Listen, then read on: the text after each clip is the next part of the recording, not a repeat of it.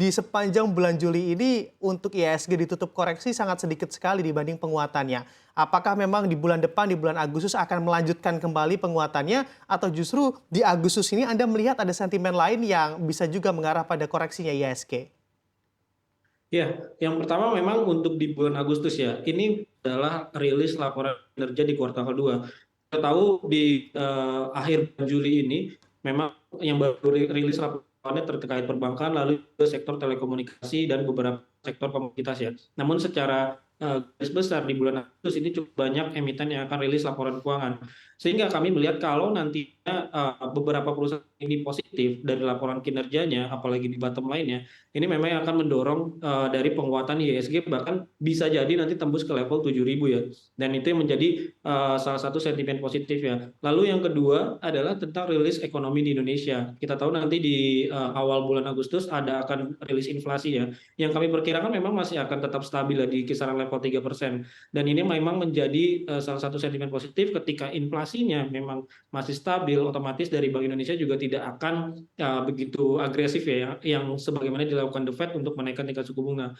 Kami melihat Bank Indonesia masih cukup kuat ya untuk tetap mempertahankan tingkat suku bunganya di bulan Agustus nanti. Jadi ekonomi Indonesia solid, lalu juga kita harapkan memang di kuartal kedua kinerja emiten ini menjadi katalis positif berikutnya, seperti itu. Iya, dan dengan adanya kebijakan DHE ini kira-kira sektor apa yang akan terdampak dari kebijakan DHE ini selain energi?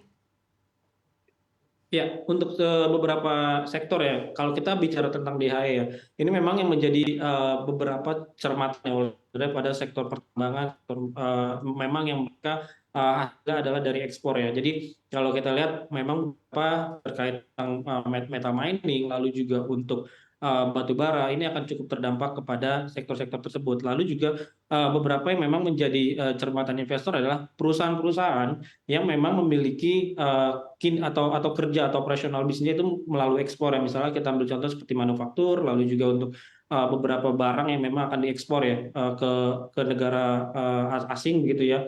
Sehingga memang kami melihat dampaknya memang tidak begitu signifikan ya, karena memang lebih kepada arus kas yang memang nanti akan cukup melambat. Kita tahu beberapa sektor ataupun juga beberapa perusahaan batu bara sendiri ini juga sudah mulai merasakan keberatan ya dengan adanya DHI, karena kalau nanti ataupun juga kebijakan DHI ini akan berdampak kepada arus kas ya, yang memang nantinya dari mereka akan terjadi perlambatan dari sisi arus kasnya mereka. Jadi seperti itu.